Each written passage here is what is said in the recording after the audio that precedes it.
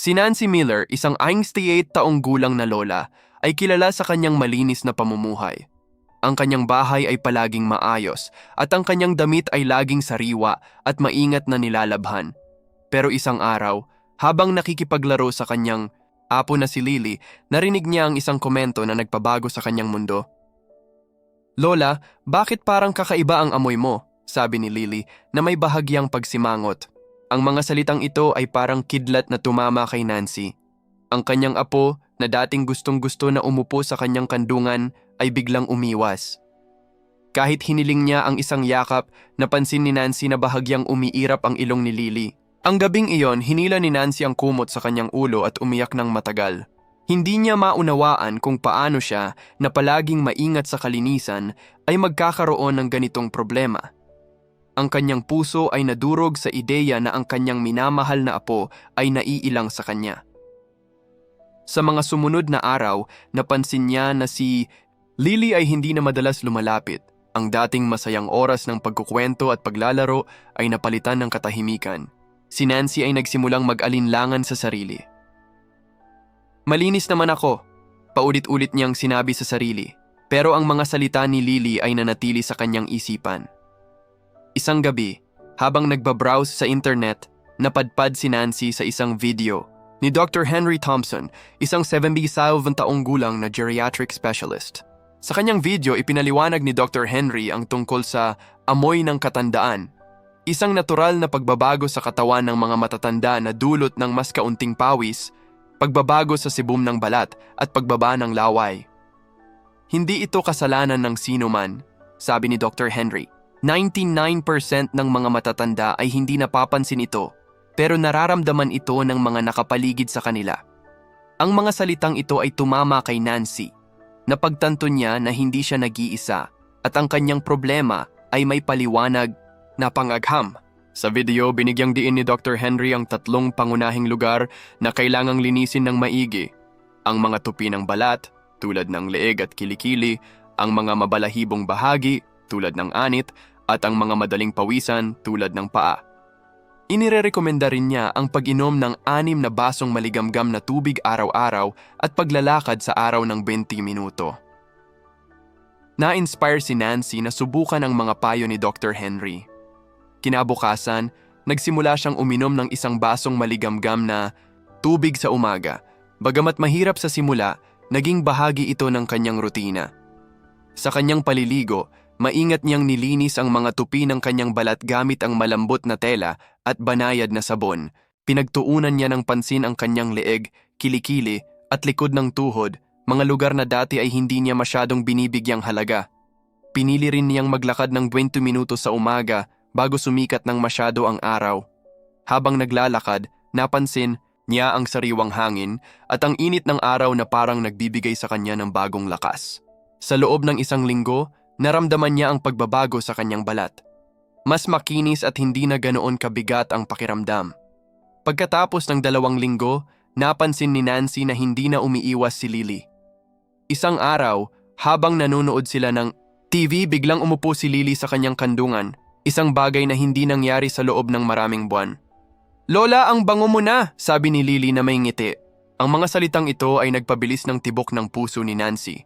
Ang kanyang mga mata ay napuno ng luha, pero sa pagkakataong ito, luha ng saya. Ang mga simpleng pagbabago sa kanyang araw-araw na gawain, pag-inom ng tubig, maingat na paliligo, at paglalakad, ay nagbalik ng kanyang kumpiyansa. Hindi na siya nahihiya na makipaglaro o makipagyakapan sa kanyang apo. Ang kanyang bahay na dating tahimik dahil sa kanyang pag-iwas ay muling napuno ng tawanan at pagmamahal. Si Nancy ay nagpasalamat kay Dr. Henry na nagbigay sa kanya ng pag-asa at solusyon. Sa unang pagkakataon sa mahabang panahon, naramdaman niya na siya ay tunay na malinis at malaya mula sa pangamba. Ang kanyang kwento ay naging inspirasyon sa kanyang mga kaibigan sa komunidad na nagsimulang magtanong tungkol sa kanyang sekreto. Ngayon, si Nancy ay hindi lamang mas malapit sa kanyang apo, kundi pati na rin sa kanyang sarili na may bagong sigla at kumpiyansa sa kanyang katandaan. Si Dr. Henry Thompson, isang 77 taong gulang na geriatric specialist, ay naglalaan ng kanyang buhay sa pagtulong sa mga matatanda tulad ni Nancy Miller. Sa loob ng mahigit 1 taon, nakatrabaho niya ang mahigit 10,000 senior at natuklasan niya ang isang lihim na nagpapabago sa kanilang buhay, ang amoy ng katandaan. Sa kanyang klinika, napansin ni Dr. Henry na maraming matatanda tulad ni Nancy ay hindi napapansin ang amoy na ito, ngunit ang kanilang mga pamilya ay nahihirapang magsabi ng totoo. Ang amoy, na dulot ng mas kaunting pawis, pagbabago sa sebum ng balat at pagbaba ng laway, ay nagdudulot ng hindi sinasadyang distansya sa pagitan ng mga matatanda at kanilang mga mahal sa buhay. Si Lily, ang apo ni Nancy, ay isang halimbawa nito. Ang kanyang komento tungkol sa amoy ni Nancy ay nagdulot ng sakit sa kanyang lola. Nakita ni Dr. Henry na ang mga ganitong sitwasyon ay nagpapababa ng kumpiyansa ng mga matatanda tulad ng kaso ni George Carter na umiwas na sa kanyang mga apo matapos marinig ang isang komento mula sa kaibigan ng kanyang anak. Ang mga ganitong kwento ay nagbigay inspirasyon kay Dr. Henry na gumawa ng video upang turuan ang mga senior tungkol sa isyong ito. Sa kanyang video, ipinaliwanag ni Dr. Henry na ang amoy ng katandaan ay hindi dahil sa hindi paglilinis, kundi dahil sa natural na pagbabago sa katawan. Inirerekomenda niya ang 3 pangunahing solusyon: maingat na paglilinis ng mga tupi ng balat, mabalahibong bahagi, at madaling pawisan na lugar. Pag-inom ng 6 na basong maligamgam na tubig araw-araw at 20 minutong paglalakad sa banayad, lad, na sikat ng araw. Ang mga simpleng hakbang na ito ay napatunayang epektibo sa 97% ng kanyang mga pasyente. Halimbawa, si Betty Davis, isang 70 taong gulang na pasyente, ay nagbahagi na ang kanyang apo ay hindi na umiiwas sa kanyang kandungan matapos sundin ang mga payo ni Dr. Henry. Ang kanyang kwento ay katulad ng kay Nancy na nagsimulang magbago ng kanyang rutina dahil sa video. Si Dr. Henry ay naniniwala na ang edukasyon ang susi upang matulungan ang mga senior na mabawi ang kanilang kumpiyansa at mapanatili ang kanilang lugar sa pamilya. Habang ipinapaliwanag ni Dr. Henry ang kanyang misyon, binigyang diin niya na ang layunin niya ay hindi lamang alisin ang amoy, kundi ibalik ang dignidad ng mga matatanda. Napansin niya na ang mga matatanda tulad ni Nancy ay madalas na nag-iisa dahil sa kahihiyan at ang mga pamilya tulad ng anak ni Nancy ay nahihirapang magsabi ng totoo tungkol sa amoy. Sa pamamagitan ng kanyang mga video at konsultasyon, hinikayat niya ang bukas na komunikasyon sa pagitan ng mga matatanda at kanilang pamilya. Halimbawa, nang makita ni Nancy ang video ni Dr. Henry, naramdaman niya na may pag-asa. Sinimulan niyang linisin ang kanyang leeg, kilikili at paa ng mas maingat at uminom ng maligamgam na tubig araw-araw. Ang mga pagbabagong ito ay hindi lamang nagpabuti sa kanyang amoy, kundi nagbigay rin sa kanya ng lakas na makipag-ugnayan muli kay Lily. Ang misyon ni Dr. Henry ay naging isang kilusan sa kanyang komunidad.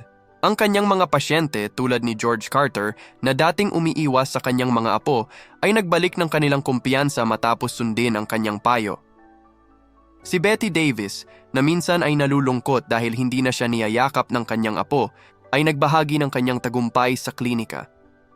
Ang mga kwento ng mga pasyenteng ito ay nagbigay inspirasyon kay Dr. Henry na ipagpatuloy ang kanyang trabaho. Sa bawat video, hinikayat niya ang mga senior na magkomento at mag-subscribe upang maabot ang mas maraming tao. Ang kanyang payo kay Nancy, tulad ng paglalakad sa umaga at pagpapalit ng damit araw-araw, ay nagbigay ng malaking pagbabago sa kanyang buhay. Ngayon, si Dr. Henry ay patuloy na nagtuturo na may layuning gawing mas malapit ang mga pamilya at mas masaya ang mga matatanda. Ang kanyang misyon ay hindi lamang tungkol sa kalinisan, kundi tungkol sa pagbibigay ng pag-asa at pagmamahal sa mga senior tulad ni Nancy, na ngayon ay masayang nakikipaglaro muli kay Lily. Ang bahay ni Nancy Miller ay dating puno ng tawanan, lalo na kapag naroon ang kanyang apo na si Lily.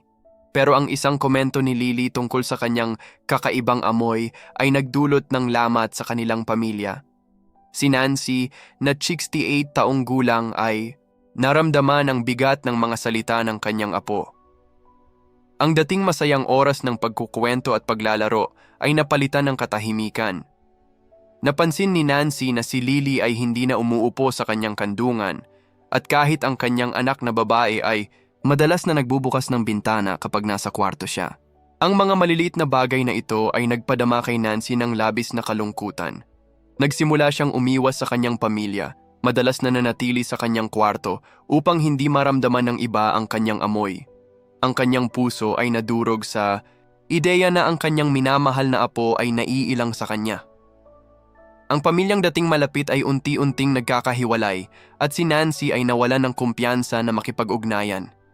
Isang araw, habang nag-iisa si Nancy sa kanyang kwarto, napadpad siya sa isang video ni Dr. Henry Thompson sa internet.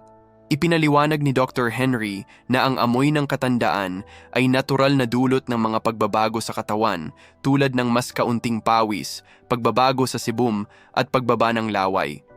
Ang mga salitang ito ay nagbigay ng pag-asa kay Nancy. Napagtanto niya na hindi niya kailangang magtago. Sinimulan niyang sundin ang mga payo ni Dr. Henry. Uminom ng 6 na basong maligamgam na tubig araw-araw, maingat na linisin ang mga tupi ng balat tulad ng leeg at kilikili, at maglakad ng 20 minuto sa umaga. Binago rin niya ang kanyang dieta, nagdaragdag ng mga prutas tulad ng mansanas at kamatis, na sinabi ni Dr. Henry na mayaman sa antioxidants na tumutulong bawasan ang amoy. Maingat din niyang nilabhan ang kanyang damit at kama bawat linggo, gamit ang sikat ng araw upang patayin ang bakterya. Sa loob ng 1 buwan, napansin ni Nancy ang pagbabago. Ang kanyang balat ay naging mas makinis at ang kanyang bahay ay hindi na kailangang buksan ang bintana ng madalas. Isang hapon, habang naghahanda ng merienda, biglang lumapit si Lily at niyakap siya. "Lola, ang saya na ulit kasama ka," sabi ni Lily na may malaking ngiti. Ang mga salitang ito ay nagpuno ng puso ni Nancy ng saya. Ang kanyang anak na babae, na dating tahimik tungkol sa amoy, ay nagsimulang magkwento tungkol sa kanyang araw habang magkasama sila sa hapagkainan. Ang pamilya ay nagsimulang mag-usap ng mas bukas at ang dating lamat ay unti-unting naghilom. Si Nancy ay naging mas aktibo sa kanilang mga pagtitipon, nagkukuwento ng mga lumang kwento at tumatawa kasama si Lily. Ang mga simpleng pagbabago sa rutina ni Nancy ay nagdulot ng malaking pagbabago sa kanilang pamilya. Hindi na siya nahihiya na makipaglaro o makipagyakapan kay Lily. Ang kanyang bahay ay muling napuno ng tawanan at ang kanyang anak na babae ay hindi na nagbubukas ng bintana ng madalas. Si Nancy ay nagpasalamat kay Dr. Henry na ang payo ay hindi lamang nagpabuti sa kanyang kalinisan kundi nagbalik din ng init ng kanilang pamilya. Isang araw, habang nanonood sila ng pelikula kasama si Lily, naramdaman ni Nancy ang kamay ng kanyang apo sa kanyang kamay. Ang simpleng haplos na iyon ay nagbigay sa kanya ng kumpiyansa na hindi na siya kailangang magtago. Ang kanilang pamilya ay muling naging malapit at si Nancy ay natutong maging mas bukas sa kanyang anak tungkol sa kanyang nararamdaman. Ang kwento ni Nancy at Lily ay naging simbolo ng pag-asa na nagpapakita na kahit ang maliliit na pagbabago ay maaaring magbalik ng pagmamahal at pagkakaisa sa isang pamilya. Si Nancy Miller, isang 68 taong gulang na lola, ay palaging kilala sa kanyang malinis na pamumuhay. Ang kanyang bahay ay maayos, ang kanyang damit ay laging sariwa at ang kanyang buhay ay puno ng pagmamahal sa kanyang apo na si Lily. Pero isang araw, ang isang komento mula kay Lily ay nagpabago sa lahat. "Lola, bakit parang kakaiba ang amoy mo?" Ang mga salitang ito ay parang punyal sa puso ni Nancy. Hindi niya maunawaan kung paano siya, na maingat sa kalinisan, ay magkakaroon ng ganitong problema. Ang kanyang kumpiyansa ay natinag at nagsimula siyang umiwas kay Lily, natatakot na baka muling mapansin ng kanyang apo ang amoy. Sa kanyang kalungkutan, naramdaman ni Nancy na nawawala ang dating saya ng kanilang pamilya. Isang gabi, habang nag-iisa sa kanyang kwarto, napadpad siya sa isang video ni Dr. Henry Thompson, isang 77 taong gulang na geriatric specialist. Sa video, ipinaliwanag ni Dr. Henry ang siyentipikong dahilan ng amoy ng katandaan. Natutunan ni Nancy na ang amoy ay dulot ng 3 pangunahing pagbabago sa katawan. Mas kaunting pawis na nagiiwan ng toxins sa balat, pagbabago sa sebum na nagdudulot ng compound na tinatawag na nominal, at pagbaba ng laway na nagdudulot ng masamang hininga. Ang paliwanag na ito ay nagbigay sa kanya ng kaluwagan. Hindi ito kanyang kasalanan, kundi isang natural na proseso ng pagtanda. Sa halip na magmalasakit sa sarili, nagpa siya si Nancy na kumilos. Sinimulan niyang sundin ang mga payo ni Dr. Henry. Tuwing umaga, umiinom siya ng isang basong maligamgam na tubig na naging 6 na baso sa buong araw. Sa kanyang paliligo, maingat niyang nilinis ang mga tupi ng kanyang balat, leeg, kilikili at likod ng tuhod gamit ang banayad na sabon at malambot na tela. Pinagtuunan din niya ng pansin ang kanyang anit at paa na madalas napapabayaan. Bukod dito, naglakad siya ng 20 minuto sa umaga bago sumikat ng masyado ang araw upang mapatay ang bakterya sa kanyang balat. Nagdagdag rin siya ng mga pagkaing mayaman sa antioxidants tulad ng mansanas, kamatis at bawang sa kanyang dieta ayon sa payo ni Dr. Henry. Maingat din niyang nilabhan ang kanyang damit at kama bawat linggo, tinitiyak na natutuyo ang mga ito sa araw. Sa simula, ang mga pagbabagong ito ay parang mahirap pero naging bahagi na ng kanyang rutina. Sa loob ng 2 linggo, napansin ni Nancy ang pagbabago. Mas sariwa ang kanyang pakiramdam at ang kanyang balat ay mas makinis. Pagkatapos ng 1 buwan, isang espesyal na sandali ang dumating. Habang nanonood sila ng TV kasama si Lily, biglang umupo ang kanyang apo sa kanyang kandungan, isang bagay na hindi nangyari sa mahabang panahon. "Lola, ang bango mo na," sabi ni Lily na may malaking ngiti. Ang mga salitang ito ay nagpuno ng puso ni Nancy ng saya. Hindi na siya nahihiya na makipagyakapan o makipaglaro. Ang kanyang anak na babae na dating nagbubukas ng bintana ay nagsimulang magkwento ng mas madalas at ang kanilang bahay ay muling napuno ng tawanan. Ang mga payo ni Dr. Henry, simpleng paglilinis, pag-inom ng tubig at pagbabago sa dieta ay nagbigay kay Nancy ng bagong kumpiyansa. Natutunan niyang tanggapin ang kanyang edad ng may pagmamalaki, alam na ang kanyang amoy ay hindi na hadlang sa kanyang relasyon kay Lily. Ang kanyang buhay ay naging mas masaya at ang kanyang pamilya ay naging mas malapit. Si Nancy ay nagpasalamat sa siyensya at sa mga payo ni Dr. Henry na nagbigay sa kanya ng lakas na harapin ang kanyang katandaan ng may ngiti.